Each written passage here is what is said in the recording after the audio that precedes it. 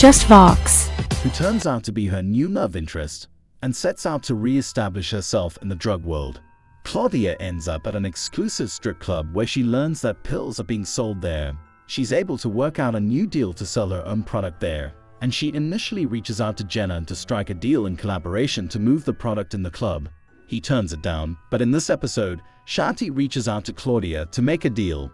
The two eventually agree on a 50-50 split, which effectively puts Claudia back in the game, and by the looks of the money she and Shanti made on their first night, it seems this will be a nice win for Claudia. It would have been a better look for Claudia if she put the deal together, but her profit makes up for it. Jenard is back in CBI and he's a clean man as well. He's struggling through withdrawal from his brief bout with heroin, but he seems focused on staying off the drugs and on making the most of his opportunity in CBI.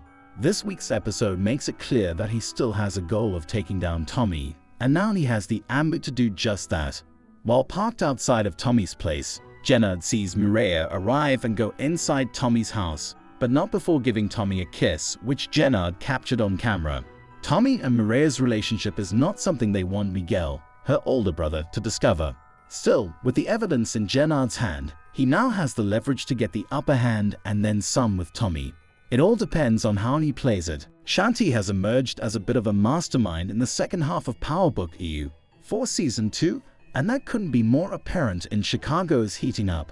While Jenard turned down Claudia's deal to work with her, Shanti saw it as an opportunity to make money for herself and Jenard that wouldn't be tied to CBI, and more specifically Tommy. Shanti worked her way to a 50-50 split and made sure that Claudia would keep quiet about the deal so that their partnership and her position in CBI could coexist. Lastly, when Jenard shows her the picture of Tommy and Mireya kissing, she suggests that he hold on tight to the image as it could become more useful to them in the future. For someone who was quiet at the beginning of the season, Shanti is not one to sleep on, as she has the cards and the brains to make some really big moves to close the season. One half of the lover boys in this season of Power Book IV Force is keeping their relationship alive for as long as they can. Tommy and Mireya are going to steady as the opening scene of Chicago is heating up proves.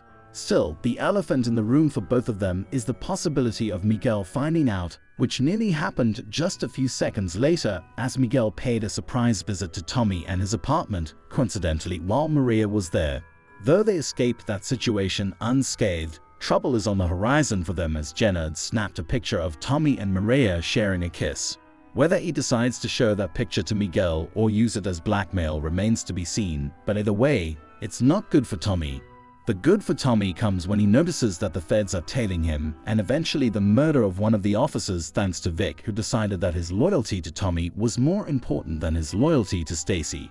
He was also able to convince Miguel to cut off the Serbs, which makes it easier for him and Diamond to work towards their goal of taking over Chicago.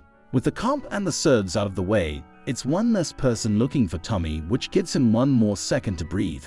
It'll also cause the feds to back down, but the heat is only going to turn up for Mr. Egan. Our other lover boy, Diamond, had a great week thanks to Chicago's heating up. For a few weeks now, he's been looking to capture the attention of Gianna, Leon's mother. Finally, he was able to do so this week, and it came after a speech he had to give to his community. His parole officer instructed Diamond to give a speech about his past and reformed present. Despite some hesitations, Diamond agrees to give the speech with the knowledge that it will help his parole officer back off of him and reduce the random checks and drug testing.